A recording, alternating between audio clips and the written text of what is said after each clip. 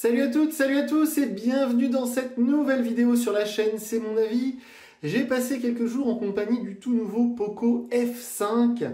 C'est un smartphone proposé aux alentours de 400 €. L'année dernière, il y avait eu le F4 que je n'avais pas testé, mais il y a 2 ans, il y avait eu le F3 que j'avais adoré. Et en ce début d'année 2023, j'ai testé le X5 et le X5 Pro. Donc il fallait absolument que je teste ce F5. J'ai plein de choses à vous dire à son sujet. On se retrouve tout de suite après le jingle.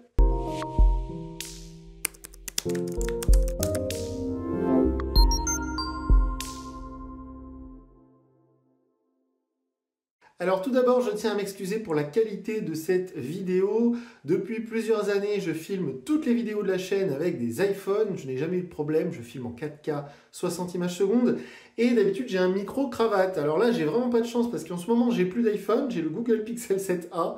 Et donc sans doute que vous aurez une qualité de vidéo, on va dire, assez erratique. Et puis j'ai le micro-cravate Audio-Technica que j'utilise habituellement qui est tombé en panne, qui ne marche plus. Donc du coup le son et la vidéo seront de moyenne qualité, je m'en excuse. Donc ce Poco F5, j'ai passé quelques jours avec lui. C'est un téléphone à 429 €, je l'ai acheté sur Amazon dans cette version 8 Go. Et c'est un smartphone que j'attendais parce que comme je vous le disais, j'ai déjà testé le M5, le M5S, le X5, le X5 Pro. Donc autant dire que j'ai quasiment testé tous les modèles de Poco dans cette année 2023, sauf le F5 Pro que je testerai peut-être, mais c'est pas sûr. Donc, on va commencer comme d'habitude par les points positifs, on va terminer par les choses que j'ai à lui reprocher. Dans un premier temps, je voulais vous parler du design, mais on va attendre un petit peu pour vous parler de ça. Je peux quand même vous dire qu'il est fin et léger, on est aux alentours de 180 grammes, donc on est en dessous des 200 grammes. Et il est super fin, et moi j'adore ce genre de design. On a un très grand écran, alors j'aurais aimé un smartphone un petit peu plus compact, mais honnêtement l'écran est spectaculaire parce que les bordures sont très fines. On a vraiment un écran quasiment borderless et c'est très agréable à utiliser, c'est très spectaculaire. Franchement, quand on l'a dans la main, c'est un vrai bonheur parce que vu qu'il est très fin et très léger, on a l'impression d'avoir uniquement un écran. On a l'impression qu'ils ont enlevé tout le reste, la batterie, etc. Donc c'est très très chouette. Alors, je sais que c'est pas vraiment le design, mais le design, je vais en parler en fin de vidéo parce que personnellement, je suis pas trop fan. Mais cette face avant, cet immense écran AMOLED 120 Hz avec les contours symétriques, c'est un vrai bonheur et c'est vraiment pour moi la principale qualité de ce smartphone parce que quand on le sort de la poche, quand on l'utilise, quand on va consulter un mail, on va lancer une appli, etc. L'écran est très grand, on peut le bloquer sur 120 Hz, donc ça c'est très très cool. Et il est très lumineux, les couleurs sont très belles. Ça me fait un petit peu penser au Mi 11 Lite NE il y a quelques années, c'est-à-dire que c'est quasiment le même format, c'est un smartphone qui est très léger, très fin, avec un magnifique écran. Donc pour moi, c'est vraiment l'intérêt principal de ce Poco F5. Alors évidemment, l'écran ne fait pas tout, mais il y a d'excellentes performances. C'est un processeur Qualcomm Snapdragon 7 Plus Gen 2. Alors les noms chez Qualcomm, maintenant, ça devient un petit peu compliqué.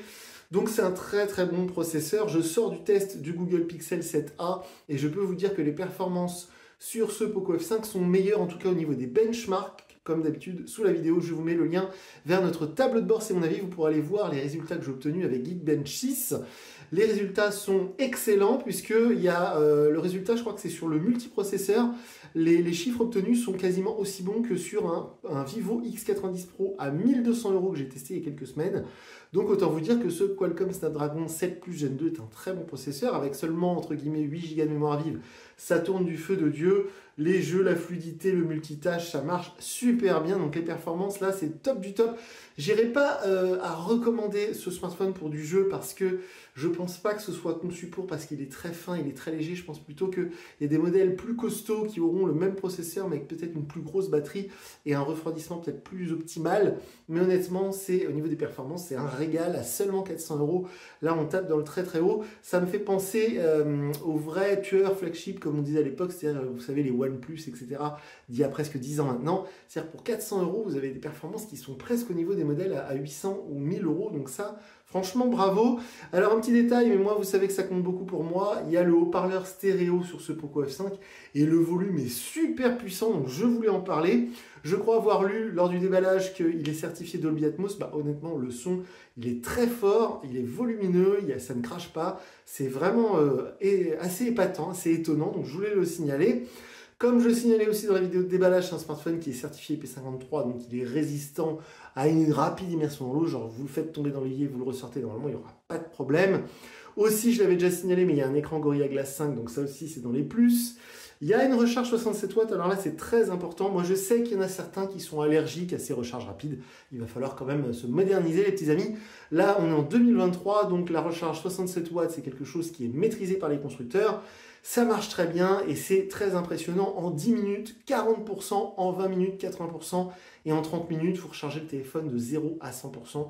J'ai testé, ça marche très bien, ça chauffe pas très fort. Honnêtement, la durée de vie de la batterie, vous savez, de toute manière, un téléphone, même si c'était mon téléphone perso, j'aurais pas l'intention de le garder pendant 10 ans.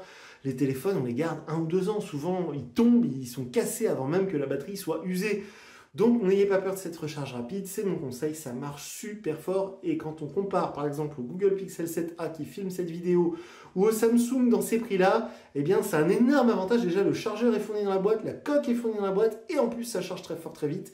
Et je termine les points positifs en disant que l'autonomie est excellente, compte tenu évidemment de son poids, de sa taille. C'est-à-dire que là, par exemple, aujourd'hui, j'en ai mis plein la tête, je suis parti de la maison à 7 h du matin, j'ai fait de la route, j'ai fait plein de trucs. L'écran était quasiment tout le temps allumé aujourd'hui jusqu'à donc 14 h et il me reste plus de la moitié de la batterie. À titre de comparaison, le Google Pixel 7a qui filme cette vidéo, c'est la catastrophe. Si je fais ça, j'ai 30% de batterie. Donc là, honnêtement, l'autonomie est très bonne compte tenu du format, compte tenu du prix, compte tenu des performances.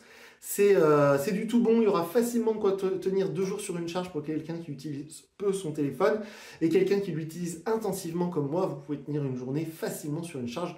Et si vous arrivez à court de batterie, vous le branchez un quart d'heure sur le chargeur et vous reprenez 60%. C'est super pratique. Et là, on va être entre les plus et les moins, on bascule puisque je voulais vous parler des photos. Puisque ce smartphone est équipé du capteur 64 mégapixels qui équipait déjà le Poco X5 Pro 5G. On est en stabilisation optique, donc ça c'est un petit plus, c'est-à-dire que normalement quand vous allez prendre une photo, si vous bougez un peu, la photo ne sera pas floue. Alors attention, j'ai quand même eu quelques photos floues. Comme d'habitude, je vous partage mes photos dans la galerie Google Photos, je vous mets le lien sous la vidéo. Donc le capteur principal 64 mégapixels, le capteur ultra grand angle et le capteur macro. Je dirais que la partie photo est bonne, mais là je sors du test du Pixel 7a de chez Google et évidemment les photos que j'ai pu prendre avec le Pixel 7a étaient bien meilleures. Et les photos que j'ai pu prendre avec ce Poco F5 ne sont pas beaucoup meilleures, voire pas meilleures du tout qu'avec le X5 Pro 5G. Qui coûte quand même 100 € de moins.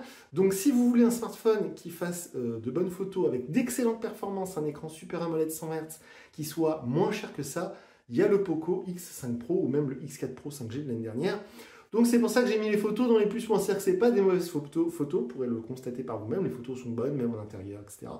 Mais je m'attendais à un peu mieux. Voilà. En gros, c'est ça. Et donc quand on voit le petit frère, le X5 Pro 5G, pour moi, il faisait les mêmes photos et d'ailleurs, il est équipé du même capteur. Et là, on passe donc du côté des choses que j'ai à lui reprocher. Alors, c'est des petits détails parce qu'honnêtement, on n'est pas loin de la perfection. J'ai noté que le Always On Display, malheureusement, il est limité à 10 secondes. Vous savez que ça, pour moi, c'est purement commercial.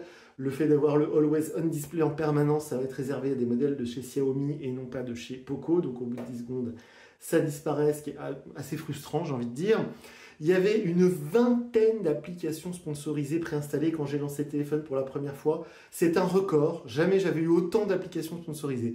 Des jeux, des applis, des trucs inutiles. Heureusement, on peut les désinstaller, mais ça fait quand même beaucoup. Si vous installez le fond d'écran carrousel, en plus, vous aurez de la pub même sur votre fond d'écran. Donc ça commence à faire beaucoup. Aussi, c'est un petit détail, mais je l'ai noté parce que j'ai filmé avec ce Poco F5 le test du Google Pixel 7a qui filme cette vidéo. Et je me suis rendu compte qu'il est limité en vidéo à 4K 30 images par seconde, alors que beaucoup de concurrents dans ces prix-là vont permettre le 4K 60 images secondes. Et enfin, je voulais vous parler du design qui pour moi, c'est vraiment le principal reproche que j'ai à faire à ce smartphone, qui est honnêtement vraiment très bon pour le prix. Je le recommande à quiconque à 400 € de budget parce que vous ne pouvez pas être déçu. Tous les aspects qu'on cherche sur un smartphone moderne sont réunis, ça marche très bien, etc. Bonne autonomie, bonne performance. Les photos sont bonnes, c'est pas du tout de mauvaises photos. Et donc ce design, malheureusement, pour moi, qui est un peu loupé, en tout cas qui est très cheap. C'est-à-dire qu'on sort quand même presque 500 € parce que si vous prenez la version 12 Go, on est vers les 500 €. On a un smartphone qui est assez haut de gamme dans la gamme de chez Poco. Le F5, a priori, c'est le flagship. Alors maintenant, il y a le F5 Pro, mais historiquement, il n'y avait pas les versions Pro. Donc, on se dit, ils ont tout donné. Bah, ils ont tout donné, mais c'est quand même tout plastoc, c'est pas terrible. Les coloris disponibles, alors moi je l'ai pris en noir pour l'avoir tout de suite, mais il y avait deux autres coloris. En gros, c'était bleu ciel et gris, bon, c'était pas ouf non plus. Et puis, j'aurais aimé une petite prise de risque, c'est très très consensuel. Honnêtement, ça ressemble à n'importe quel smartphone chinois en 2023. J'ai testé il n'y a pas longtemps un Doogie à 150 €, bah, on n'était pas loin de ce design-là. C'est très... Voilà, c'est très plan-plan. Évidemment, c'est pas du verre, évidemment, c'est pas du métal. Donc, j'aurais aimé un petit effort parce que, par exemple, en ce moment, pour le même prix que ce Poco F5 sur Amazon, vous avez le Nothing Phone One sorti l'année dernière, mais qui a reçu la mise à jour Android 13, qui a d'aussi bonnes performances, qui a d'aussi bonnes photos, qui a un écran sans verte. Et donc, du coup, quand on compare le Nothing Phone One sorti l'année dernière et ce Poco F5, qui sont quasiment au même tarif, on n'a pas du tout le même effort de design. Sur le Nothing Phone One, on va avoir du verre, de l'aluminium, on a un design qui est premium. Là, on a vraiment un truc tout plastique. Alors, grâce à ça, j'ai envie de dire, il est fin, il est léger, d'accord, mais je sais que vous allez tous mettre une coque là-dessus. Honnêtement, on a l'impression d'avoir un Redmi Note 7, un Redmi Note 8, vous voyez, ça fait pas très haut de gamme. Donc c'est vraiment mon principal reproche, hein. C'est assez étrange, mais sinon tout le reste est bon. Alors si on enlève cet aspect esthétique dont beaucoup se moquent, hein, ce que je peux entendre, eh ben on est proche de la perfection. 429 €, j'avais adoré le Poco F3, là pour moi on est meilleur parce qu'on n'est pas beaucoup plus cher que le Poco F3 et tout a été amélioré. Donc franchement bravo, c'est un vrai régal d'utiliser ce téléphone. MIUI 14, j'en ai pas parlé, mais c'est une excellente interface, sans doute l'une des meilleures interfaces Android aujourd'hui. Il y a des mises à jour, c'est stable, c'est fluide, c'est rapide, on peut tout personnaliser. C'est Android 13, évidemment il y a la 5G, les débits sont très bons, le paiement sans contact, le Bluetooth, tout marche très bien, le Wi-Fi. Donc honnêtement, je le recommande, mais à 100%. Si je vais lui donner une note sur 10, on va être à 9,5 sur 10 parce que, encore une fois, à ce prix-là, il y a vraiment tout ce que je recherche actuellement dans un smartphone Android. Et pour moi, eh bien, il y a le seul concurrent actuellement, c'est le Google Pixel 7a qui est dans les mêmes tarifs, peut-être un petit peu plus cher, mais qui va offrir une expérience utilisateur très différente et de meilleures photos.